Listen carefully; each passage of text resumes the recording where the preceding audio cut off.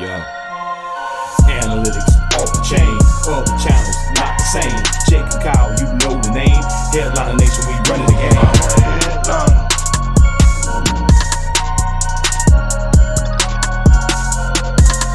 I'm a headliner.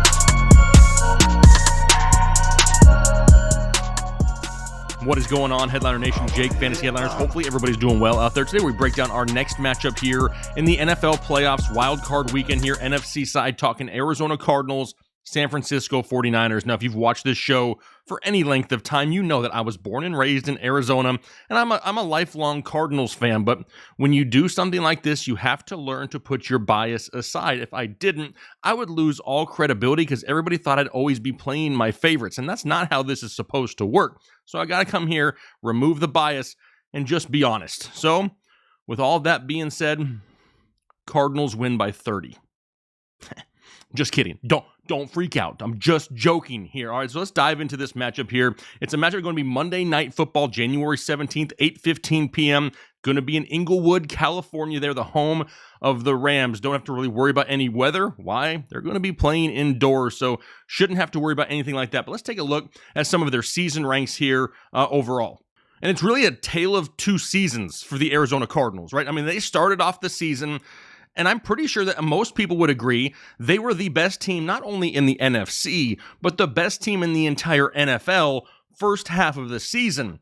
Then Kyler Murray turns his ankle. They lose J.J. Watt. They lose DeAndre Hopkins, and the season has just seemed to spiral out of control downhill. They finished the season with a record of 11-6 as far as their offensive stats.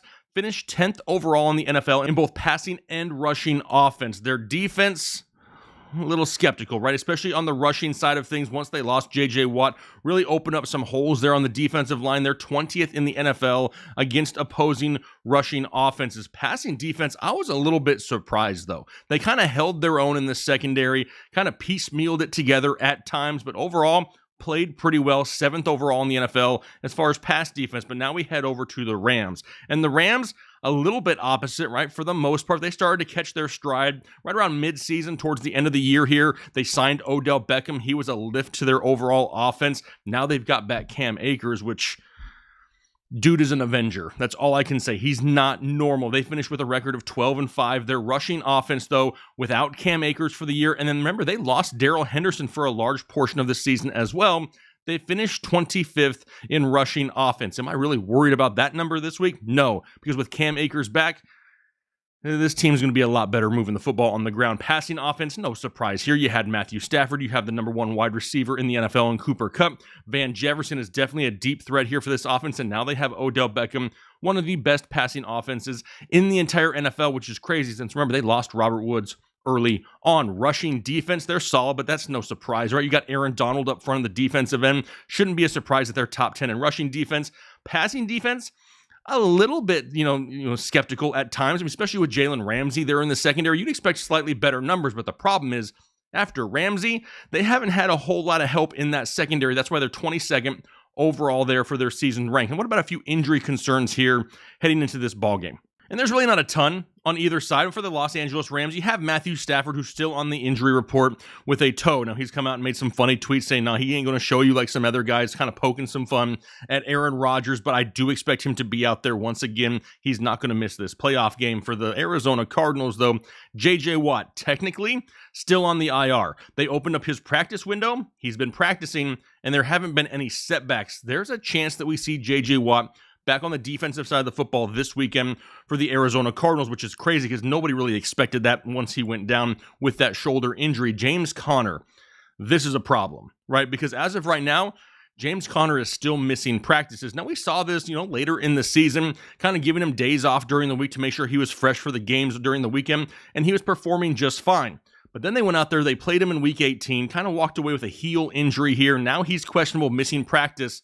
And that's a big red flag because also Chase Edmonds, another guy, not 100% practicing just yet, dealing with a rib issue. Both of these guys are considered questionable. If they don't go, the Arizona Cardinals are in some serious trouble because you do not want to rely solely on the passing game. There's too many playmakers on the defensive side of the football for the Los Angeles Rams. Can the offensive line of the Arizona Cardinals keep Aaron Donald at bay? No, nobody can. Is Kyler Murray going to try to force balls into tight windows, which result in interceptions, maybe the way of Jalen Ramsey? There's just a lot that can happen in this matchup, and if there's no running game, that's a lot of pressure right there on Kyler Murray. A few storylines here in this matchup. I mean, what about Eric Weddle? That's a name you haven't heard in years, right? At least a couple years, 2019, I believe. But we talked about this banged up secondary of the Los Angeles Rams, really not much behind Jalen Ramsey. They're so hurt in the secondary, they went out and signed Eric Weddle out of retirement to try to give him some type of option here in the safety position in the back half of their secondary. What does that mean for this matchup?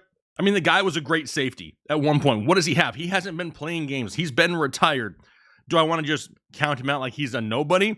No, it gives him a veteran presence on the defensive side of the football back there in the secondary, so that's always a positive thing here in the playoffs. What about Kyler Murray? Which Kyler Murray shows up? The first half NFL MVP or the second half guy that's just trying to make too many things happen in this passing game and just forcing too many turnovers because we cannot handle the turnovers. Now, obviously, the injuries to DeAndre Hopkins, not ideal. You got AJ Green, who's literally retired mid-route a couple times here this season. Christian Kirk, more of a deep threat. All of a sudden, we're having to utilize guys in this offense that you really weren't counting on at this point of the season. I'm kind of hoping that Zach Ertz can kind of step up, be a threat for them across the middle, especially in the red zone, but really a lot of pressure squarely on the shoulders of Kyler Murray. They played each other twice this season. They split their matchups. Obviously, though, the tale of two seasons, like we talked about for the Arizona Cardinals, they were playing a lot better first half of the season when they really took it to the Rams there early. One positive note here, if I can say anything for my Cardinals, is that they've been playing better on the road than they have at home. Why? I don't understand it either. They're not having to fly across the country. They're right next door in California. They've been playing well on the road. Maybe it takes away some of the distractions. That is not necessarily a plus for the Arizona Cardinals, but being that they've performed well on the road, it's good that they have that to kind of fall back on here during the playoffs. And then once again, we're dependent on the run game in Arizona. Without James Conner, without Chase Edmonds, if for whatever reason they're without them this weekend, it's going to be I'm talking not an uphill battle. I'm talking like a climbing Mount Everest. And I'm not talking like the base camp of Everest. I'm talking like the peak, like the summit of Everest.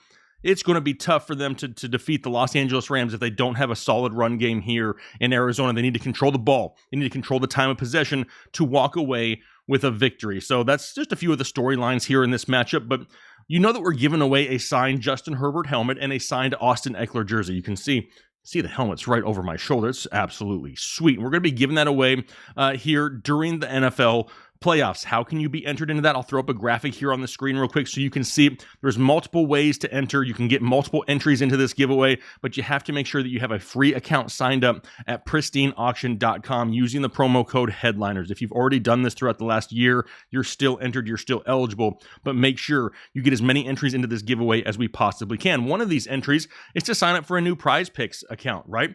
And if you do that, we're going to give you a few PrizePicks in all of these videos. Mine for this game, I have two of them. First one, Van Jefferson. He's kind of like the forgotten guy in the offense of the Los Angeles Rams. A lot of attention going the way of Cooper Kupp, a lot of the attention going the way of Odell Beckham, but Van Jefferson is a serious deep threat in this offense, and right now his receiving prop is set at 35.5 yards. That's like one possible reception for Van Jefferson. The guy's shown here multiple times throughout the season that he can beat defenders deep, and I'm going to take the over right here. Kyler Murray, another guy, I'm going to take the over on his passing yards. We've talked about the banged up running game, and if the running game isn't there and Los Angeles can get a lead, Kyler's going to have to throw the ball a lot. I don't love that from a winning perspective, but from a fantasy betting perspective, I can see him eclipsing the 245.5 yards that's currently set as his prop, so I'm going to take the over right there. But now, what everybody wants to know, the prediction. Who do I think is going to win this game? So here's our Manscaped prediction, and I hate to do it,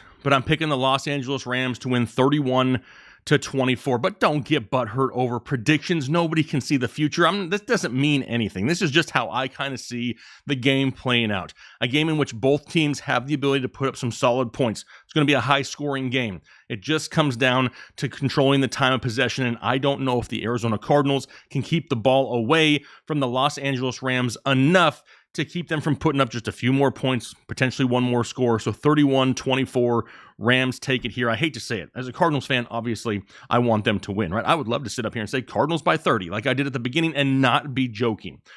is just bad timing for the Cardinals. They don't have any momentum going into the playoffs, and I think it kind of just hinders them a little bit here in the first round, going up against a division opponent that's very familiar with that style of offense in Arizona. But here's where it's fun. This is where it's interactive. Leave your comments down below. Who do you think wins this ball game? We're all kind of just watching it for fun. Nobody here is right or wrong yet because the game hasn't been played yet. So let's have some fun. Leave those predictions down below in the comment section, and do me a favor, hit the like button. Consider subscribing if you haven't already. We're starting to see, an uptick in some off-season content coming here in recent weeks. So you really don't want to miss out on anything NFL, anything fantasy football here over the next few weeks, the next few months. So hit that subscribe button. Hopefully you have a great rest of your day. Enjoy some weekend football here, some NFL playoff football. I know I'll be kicked back, relaxed, feet up, drink in hand, enjoying the games this weekend. So have a great rest of your day, a great week, and we'll talk to you later.